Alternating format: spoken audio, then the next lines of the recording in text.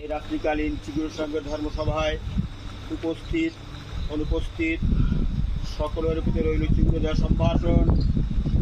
আমাদের সঙ্গে উপস্থিত রয়েছেন বিভিন্ন সম্প্রদায়ের গুরু ভাই বোনেরা। গীতায় শ্রী ভগবান বলেছেন, যে যথা মাং প্রপদ্যন্তে তাং তথৈব ভজাম্যহম মম বর্তানুবর্তন্তে মনুষ্য পার্থ সর্বশ। যে আমাকে যেভাবে ভজনা করে আমি তাকে সেইভাবেই কৃপা করি।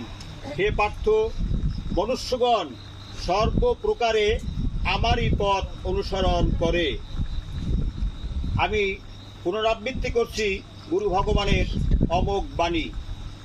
শ্রী শ্রী গুরুদেব বলেছেন, শ্রীগুরু সঙ্গ আমার প্রাণ, অতএব তোমরা মনে প্রাণে শ্রীগুরু সঙ্গের সেবা করিও। মনে প্রাণে শ্রীগুরু সঙ্গের সেবা করিলে আমি তোমাদের সমস্ত সাংসারিক চিন্তার ভার বহন করিব। শ্রীগুরু সঙ্গের কাজ যে করে তাহার সকল কাজ আমি করি, তাহার কোনো কাজ করিতে হইবে না। শ্রীগুরু সঙ্গের জন্য তোমরা যাহারা প্রাণ দিয়া কাজ করিতেছ, আমিও তাহাদের জন্য ইহকাল পরকালে প্রাণ দিব। আমার নশ্বর দেহ লয় পাইলেও সঙ্গসেবীকে আমি সর্বদা বিপদ হইতে রক্ষা করিব। আমার এই ভবিষ্যৎবাণী কোনোদিন ভুলে যেও না। করুণাময় শ্রী ভগবান জীবের কল্যাণার্থে এবারে আমাকে এখানে পাঠাইয়াছেন। এবারে আমি তোমাদের কাউকে ভুলিয়া যাইতে আসি নাই, তাহাকেও ঠকাইতে আসি নাই। তোমাদের জঠর যন্ত্রণা হইতে উদ্ধার করিবার জন্য তাহার প্রেরিত হইয়া এবারে তোমাদের দ্বারে দ্বারে আসিয়াছি।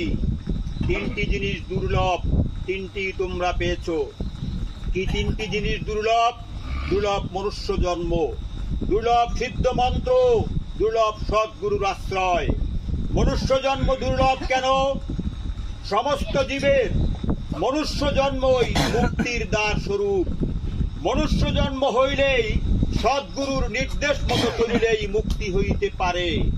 তোমরা সদ্গুরু পাইয়াছ, তাহার কাজ করো। তোমরা যদি আমার কাজ করো, তবে আমি তোমাদের কথা দিচ্ছি, আমি তোমাদের জায়গায় পৌঁছাইয়া দেবই। তোমরা নিশ্চিন্ত থাকিতে পারো। এখন গুরু ভগবান বলেছেন, সদ্গুরু কাকে বলে?